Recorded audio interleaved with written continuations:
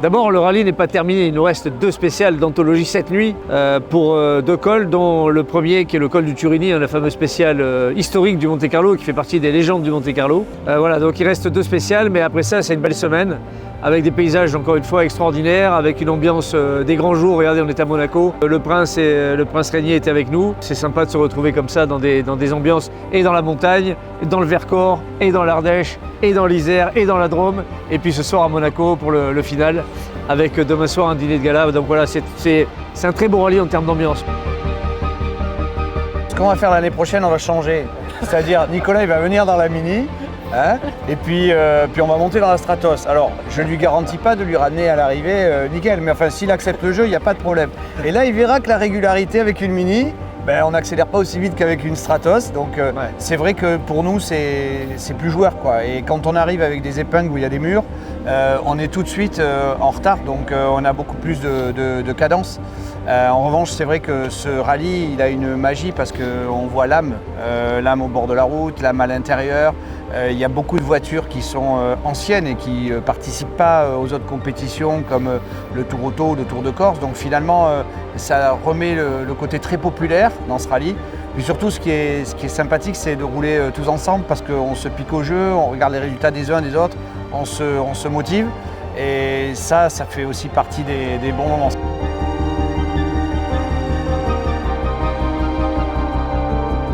Bah, je crois surtout que quand on dit rallye Monte-Carlo, après on dit historique, et après on lui a dit que c'était aussi gastronomique. Donc il a un peu oublié de préciser les choses, mais je crois que surtout ce qui était super, je crois, c'est de voir cette auto.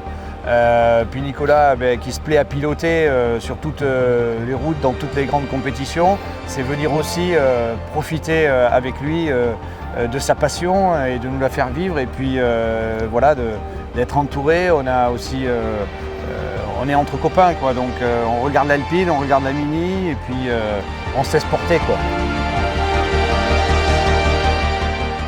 La course pour moi se fait grâce au copilote. C'est une voiture qui est assez facile à conduire, qui se met beaucoup en glisse, donc il faut faire attention de ne pas laisser trop partir parce qu'on peut finir dans le mur. Mais le copilote fait tout le boulot, nous régule, nous calme, c'est nous dire freine, accélère, t'es en retard, t'es en avance. Ouais, moi elle m'a beaucoup calmé. Hein. Elle m'a beaucoup calmé, elle me dit non, t'es en avance, t'es en avance, t'es en avance, t'es en avance. Mais surtout, non, c'est d'être ensemble, de vivre des moments où on refait la course le soir, le lendemain matin, on regarde les résultats en permanence. Non, c'est une super expérience, c'est un super moment.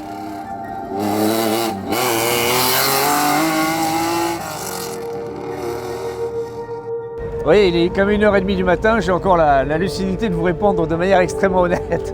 On a su avant le départ de l'avant-dernière que la dernière était annulée à cause du brouillard. Donc du coup, celle du Turini, qui était l'avant-dernière, du col du Turini, on a allumé comme des banques.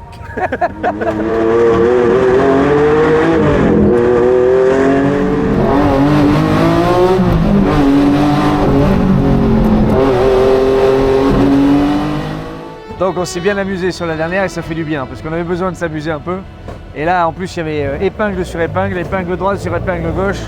Mathilde a été impériale dans l'envoi des notes, c'était parfait et donc on s'est bien amusé. Voilà. Et puis on a fini la dernière qui était annulée en convoi avec tout le monde. Alors là pour la peine dans un brouillard à découper le couteau, mais nous, grâce à nos anti-brouillards, on a doublé quand même pas mal de voitures qui finalement nous ont suivis derrière, on nous a servi d'ouvreurs pendant pas mal de temps.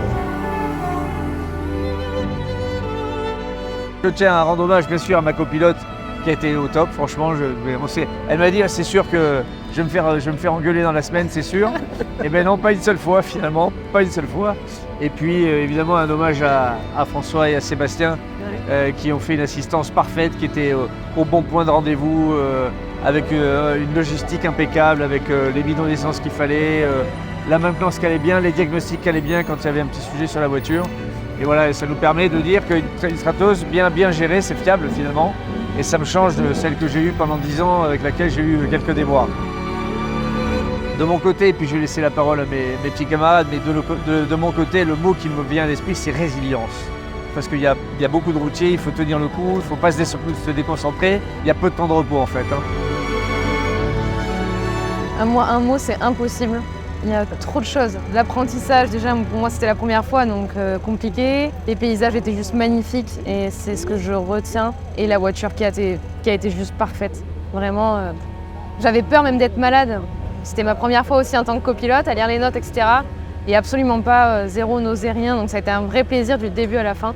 C'est assez impressionnant de voir l'engouement qu'il y a encore aujourd'hui sur des rallyes de ce type-là. Ça fait plaisir. Et puis ça fait plaisir aussi de l'avoir fait pour la team Espoir contre le cancer. On y a quand même attaché. Et ils font beaucoup de choses pour la recherche contre le cancer en Isère. Mais ils équipent aussi des centres de cancérologie avec du matériel médical de haut niveau, etc. Ils font vraiment plein de choses. Ils aident des familles qui ne peuvent pas se payer leurs soins. Voilà. Moi, ça me tenait à cœur aussi de le faire de cette manière-là. Et donc c'est un tout. C'est impossible de résumer le tout en un seul mot. C'était une belle expérience.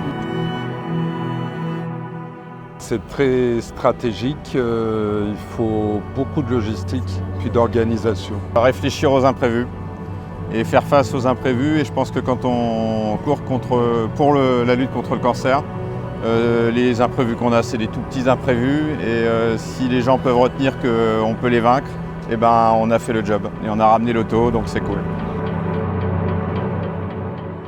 Rendez-vous au Tour Auto 2024 du 22 au 28 avril 2024. Rendez-vous au Tour Auto. Alors avec cette fois-ci une autre monture, on verra ce que ça donne.